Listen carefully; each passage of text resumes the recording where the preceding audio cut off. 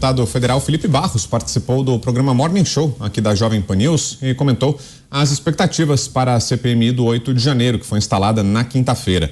Para o parlamentar, o governo focou os trabalhos nessa comissão e abriu mão de outras que ocorrem simultaneamente, como a do MST, por receio das investigações. Aspas. Tenho certeza que pode ter reflexos e danos imensos ao governo. Tanto é que nós presenciamos a resistência que o governo tinha em implementar essa CPI. O governo simplesmente esqueceu as outras, abandonou o MST, deixou e entregou a cabeça do MST. Lá nós temos o presidente e o relator, focou exclusivamente na CPMI do 8 de janeiro. Fecha aspas.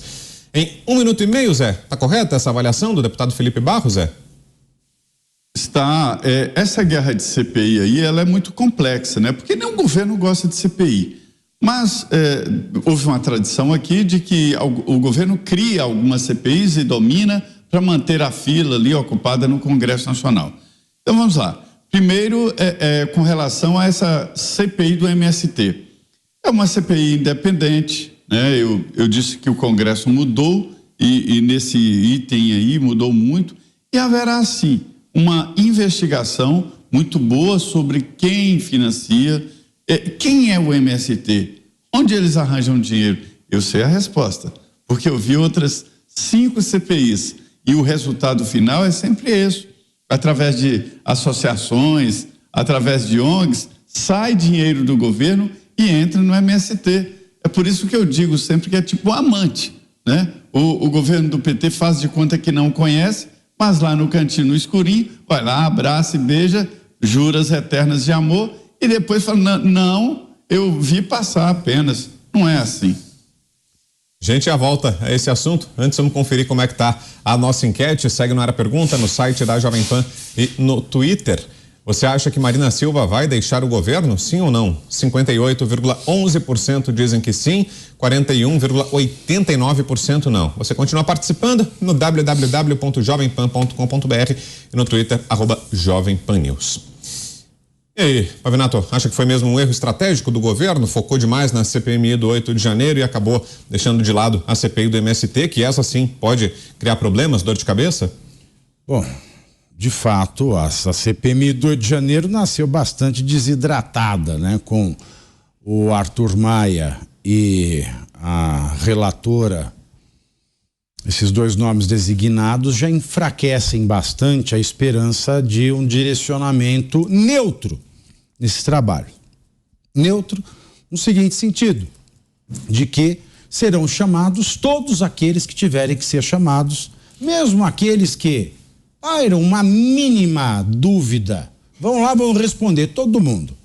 E salve-se quem puder. E salvemos a democracia. Parece que isso não vai acontecer, não é? Com as cabeças, as lideranças das comissões que foram indicadas ali. Eu achei uma coisa bastante, salvo raras exceções, algo digno de mais um livro do Sítio do Pica-Pau Amarelo. Quanto a trazer problemas para o governo, esta CPMI dificilmente trará. Até porque a Polícia Federal, ela decidiu concluir que o deputado que mais estava interessado, que mais trabalhou, que mais lutou, que mais suou para que essa CPMI saísse, que é o deputado André Fernandes do Ceará, a Polícia Federal decidiu que ele é um incitador do golpe. E ela fez este relatório e mandou ao ministro Alexandre de Moraes. E agora, o deputado André Fernandes, ele passa a ser mais um personagem que está sob o julgo deste procedimento já no Supremo Tribunal Federal. Num momento em que os tribunais superiores têm poderes, não só superiores, mas poderes supremos, diria, tem mais poderes de que até o próprio Deus. Eu acho que, se necessário fosse, eles revogariam até numa canetada o mistério da Santíssima Trindade. Não é de se duvidar diante das últimas decisões que o Brasil tem presenciado.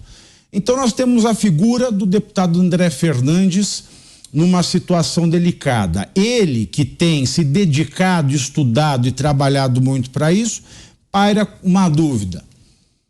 Ele deveria se afastar e deixar que outro do PL assuma o seu lugar nesta CPMI, ou, justamente porque ele está agora envolvido na sede do STF como incitador do golpe, deveria ficar até mesmo para não só provar a sua inocência, não só provar que os seus atos foram um exercício da liberdade de expressão e que não convocaram ninguém ao crime, coisa muito diferente de José Rainha, que convocou o crime 2 vezes, estando com Lula na China, aqui no Brasil, e no dia seguinte estava com o vice-presidente. Só que o Zé Rainha, não, o Stedley pode convocar crimes, o Stedley pode fazer o que quiser, ele usa a camisa vermelha, ele é do MST. Logo, senhores, isso também traz um pouco desse conselho que Lula recebeu de se aproximar mais de Pacheco do que de Lira. Mas eu queria saber, Vitor, quem é que deu esse conselho para o Lula? Será que foi a Janja? Que é um conselho que não faz sentido. É óbvio, o Brasil sabe, não tem mistério para ninguém que Lula já é mais próximo de Pacheco do que de Lira. E é mais próximo de Pacheco do que de Lira. E vamos aí mais uma vez ao exercício da conjectura, porque Pacheco, pela sua carreira de jurista, sonha em ser ministro do STF e talvez por isso ele seja mais acessível e seja mais solícito ao presidente, porque ser ministro do STF é uma coisa que só o presidente em pessoa pode oferecer, enquanto que o Lira é um businessman na Câmara. Então é o tipo de conselho que não precisava ser dado e que, se foi dado, foi vazado para a imprensa, só vai surtir um efeito negativo. Vai fazer com que a Câmara dos Deputados pese a mão na CPI do MST, essa sim, que pode trazer resultados nefastos para o governo e para o próprio presidente, salvo decisão do FGTS mandando a brincadeira parar, do que a CPMI do 8 de janeiro. E, Beraldo, foi uma fala importante, né, essa do deputado Felipe Barros, na entrevista hoje aqui ao Morning Show. Ele diz que acha que a CPMI pode sim trazer danos e reflexos imensos ao governo. Você concorda, Beraldo, mesmo com a relatoria da senadora Elisiane Gama, tem potencial para isso a CPMI, Beraldo? Não é o provável, né? Não é o que a gente espera diante da composição que existe ali e de todo o clima que se criou. O governo foi para cima depois de tentar evitar a criação dessa CPMI com todas as suas forças, foi flagrado com aquelas imagens do general Gonçalves Dias congratulando, abraçando de forma tão amigável e querida os invasores e depredadores do Palácio do Planalto, e aí não teve como segurar. Ele atuou de forma muito firme para ter o controle, só que, na verdade, o controle acabou ficando na mão de Arthur Lira, que colocou ali o presidente da CPMI.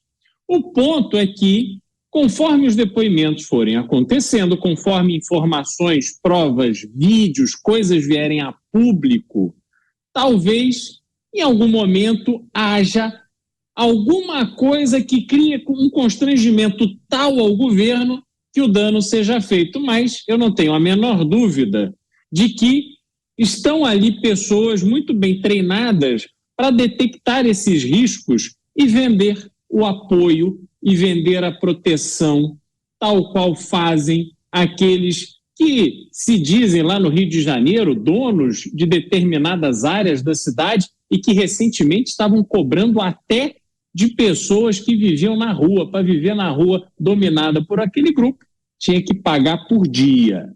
Então essa é a realidade que a gente tem, e me chama muita atenção a preocupação da esquerda, desse governo, dessas figuras preocupadas com a democracia. Ora, ousaram ameaçar a democracia brasileira em 8 de janeiro. Queriam derrubar o presidente Lula, democraticamente eleito e tal. E veja o que é o tempo, não é? Essas pessoas, boa parte da velha guarda da esquerda brasileira, estava lá na década de 60, pegando em armas, sequestrando embaixadores, cometendo assaltos, cometendo crimes justamente para derrubar o regime militar. Essas pessoas que deram declarações aos risos, dizendo que se precisassem matar o sequestrado, matariam, horas. Esse era o papel deles, muito democrático, não? Estão aí se colocando como figuras que sempre defenderam a democracia brasileira, mas democracia se faz, primeiro, com respeito à propriedade privada, se faz com liberdade de expressão, se faz com transparência. Tudo que este governo não gosta. Então, o que estamos vendo aí é uma grande encenação de pessoas que só querem proteger o deles, porque sequer acreditam naquilo que dizem defender. Você, Mota? O que o deputado Felipe Barros disse reflete apenas o sentimento da maioria das pessoas que tem acompanhado o noticiário. O governo usou de todos os artifícios e artimanhas para impedir a instalação da CPMI. Só há uma razão possível para o governo ter feito isso. É que o governo acredita que não vai ser beneficiado pelo que será exposto na CPMI. Percebam que eu estou me expressando com muito cuidado. Os acontecimentos de 8 de janeiro e as suas consequências precisam ser passados a limpo. É preciso restaurar todos os princípios do Estado de Direito que foram feridos como consequência desse episódio. A CPMI tem a missão de explicar vários aspectos curiosos e intrigantes dos eventos de 8 de janeiro. Um deles é a inacreditável semelhança com tudo o que aconteceu um ano antes na invasão do Capitólio nos Estados Unidos, no dia 6 de janeiro de 2022. Agora, Zé, rapidinho, deixa eu voltar com você. O governo certamente tem receio, né, da CPMI, né? Afinal de contas, trabalhou por certo tempo para que ela não acontecesse, né? Depois houve um reposicionamento, passou a apoiar, mas inicialmente houve uma resistência do governo federal à CPMI, né? Que era justificada como uma preocupação com a agenda no Congresso Nacional, que a instalação da comissão poderia atrapalhar outras agendas, as pautas econômicas principalmente. Mas certamente o governo tem preocupações com a CPI para além disso, né, Zé, ou não? Ficou muito evidente que o governo trabalhou contra. Tentou de todas as formas retirar assinaturas. Num certo momento até conseguiu retirar algumas assinaturas. E outros se comprometeram, dizendo, olha, se houver uma retirada em bloco, eu topo. Uma a uma não, porque estamos apanhando muito. E mais uma vez a parte do público interferiu muito no Congresso Nacional e evitou essa retirada de assinaturas. Então, o governo fez o primeiro trabalho contra. E depois a não indicação, demorou muito. Essa CPI já deveria estar funcionando há muito tempo. E agora vamos ver o raio-x. A última vez que eu olhei, já eram mais de 417 propostas apresentadas. Requerimentos de convocação, requerimentos de abertura de sigilo, requerimento de funcionamento, de como funcionar a CPI. E aí vem a luta. Veja bem, na CPI do dia 8, o governo está dominando, mas não é todo do governo. Arthur Lira colocou um presidente da CPI de confiança. E Elisiane Gama é do Maranhão e aliada de Flávio Dino. Ela será a relatora. Então, o governo tem maioria ali nessa CPI do dia 8. Mas acontece o seguinte, essa maioria não é de escravos do governo. Não é de deputados que têm um controle remoto na mão do governo.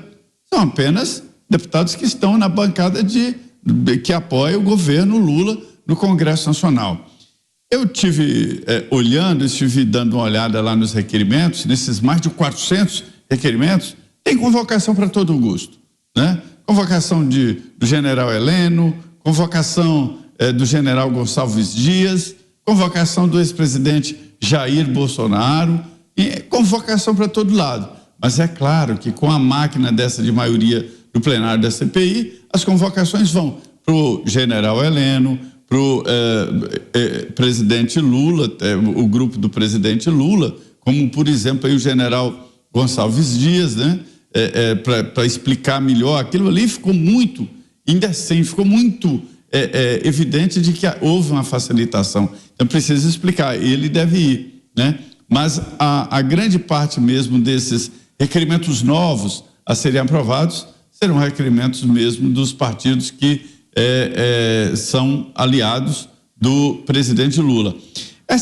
A gente, quando fala de CPI, tem que falar uma geral, porque esta CPI do dia 8 tem a maioria do governo, mas na CPI do MST, os deputados vão mostrar que o rei está nu, ou quando nada, dizer, olha, essa história de defender o agro, aí, isso é conversa para boi dormir.